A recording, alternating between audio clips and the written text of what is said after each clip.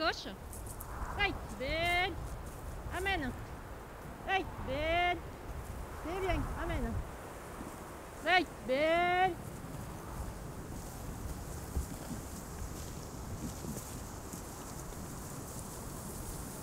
Right, belle. Nos systèmes de production sur la ferme, c'est principalement l'atelier au vin viande, on fait des agneaux en bio.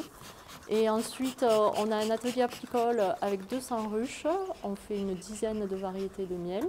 Et en parallèle, on a également une production de fruits qu'on transforme en confiture et en jus de fruits. La SAU est de 198 hectares.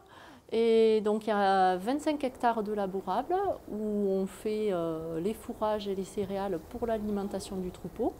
Et tout le reste, c'est du parcours où les brebis pâturent. Tous les terrains sont autour de la ferme, c'est un gros avantage parce qu'il n'y a pas du tout de voisins et c'est pas morcelé. Donc pour sortir le troupeau, c'est très pratique.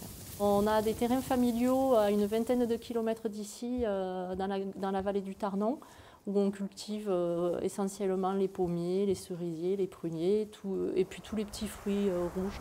Géographiquement, là nous sommes sur le Cosseméjean, donc c'est un plateau calcaire qui a une altitude de 1000 mètres environ, et donc entouré par les gorges du Tarn, de la Jonte et par la vallée du Tarnon.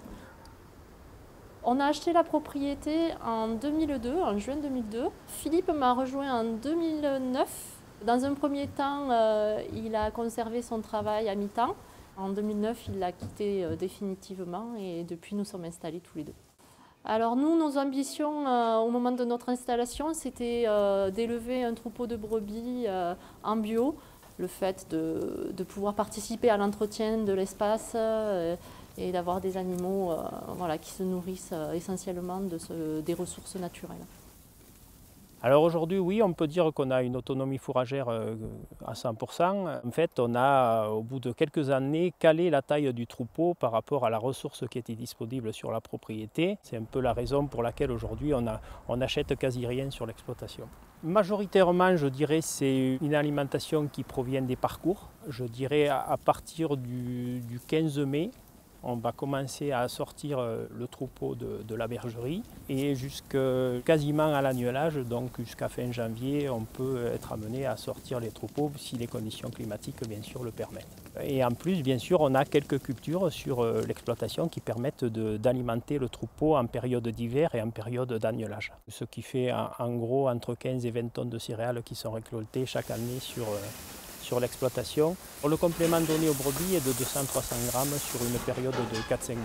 Pour le fourrage, on récolte environ entre 50 et 60 tonnes par an.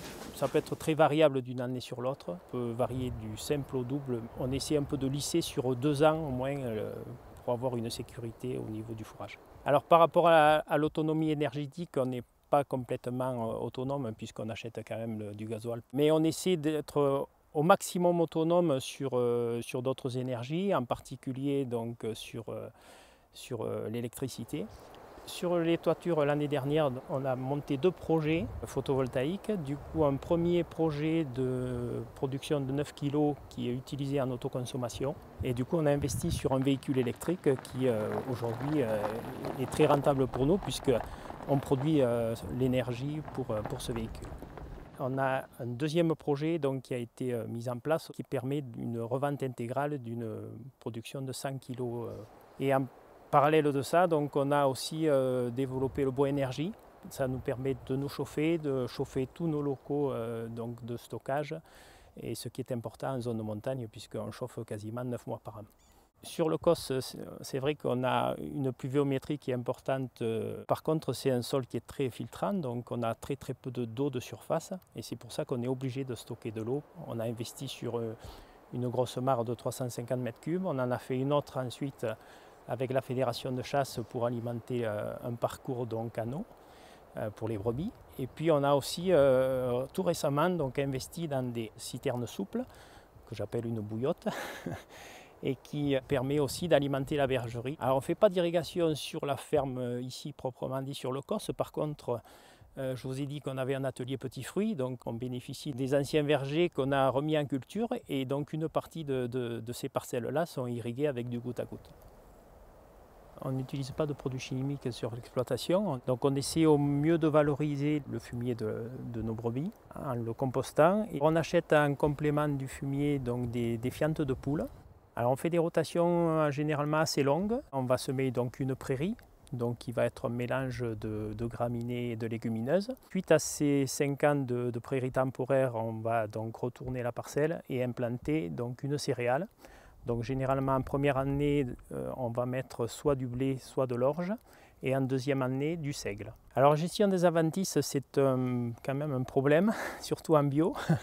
On n'a pas le droit de désherber, mais on peut désherber mécaniquement. Suite à la prairie temporaire, donc souvent on fait donc un premier travail de surface pour détruire justement tout ce qui est chien-dent ou tout ce qui est graminé qui est implanté. On fait un labour et ensuite on implante donc la céréale derrière. Après plus de 20 ans d'installation, le bilan est plutôt très positif. C'est vrai qu'on arrive à bien vivre sur notre exploitation, on a une qualité de vie qui nous convient. Et malgré quelques inconvénients inhérents à notre métier, le fait qu'on ait plusieurs ateliers fait que parfois il y a des pics de travail et qu'on a une surcharge de travail. Les atouts de notre installation pour avoir atteint ces objectifs, ça a été la diversification, le fait d'avoir des ateliers, parce que si une année il y a une production qui ne fonctionne pas trop, ben, l'autre compense. Je suis épanouie dans mon travail toujours, je travaille avec Philippe, on aime travailler ensemble, donc c'est une chance. Et puis bon, le fait aussi qu'un de nos enfants souhaite reprendre et s'installer avec nous, c'est aussi une satisfaction pour la suite.